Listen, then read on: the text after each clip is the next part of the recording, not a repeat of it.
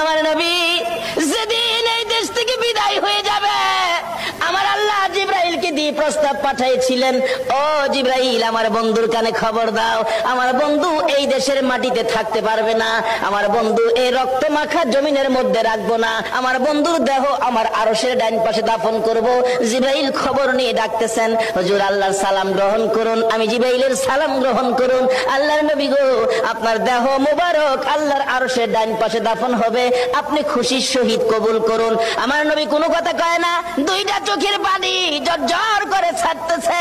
জিবরাইল বলেন, ইয়া রাসূলুল্লাহ, এত সুন্দর প্রস্তাব নিয়ে আসলাম, কোনো কথা কন না, খালি কাঁদেন কেন জানতে চাই।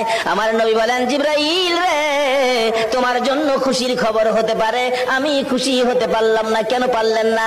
রে জিবরাইল, আমার দাফন আল্লাহর আরশের ডান পাশে হবে, আমি জানতে চাই আমার গুনাহগার উম্মতের দাফন কই হবে রে? জিবরাইল বলেন, আপনার উম্মতের দাফন এই জমিনের মধ্যে হবে। আমার নবীর কান্না আরো বেড়ে গেছে। জিবরাইল,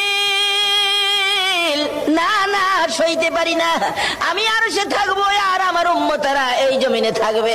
আমার মন মানে না, প্রস্তাব আমি রাখবো না। আমার পক্ষ থেকে একটা প্রস্তাব আমার প্রভুর দরবারে তুলে ধরো।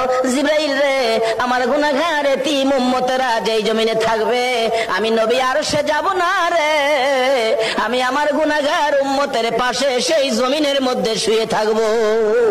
আরে দয়ালো নবী, প্রেমের ছবি আর আসবে না জগতে, আমার দয়ালো নবী, প্রেমের ছবি আর আসবে না। হাসর দিনে উম্মত বিনে, হাসর দিনে উম্মত বিনে যাবে না নবীজি বেহেশতে।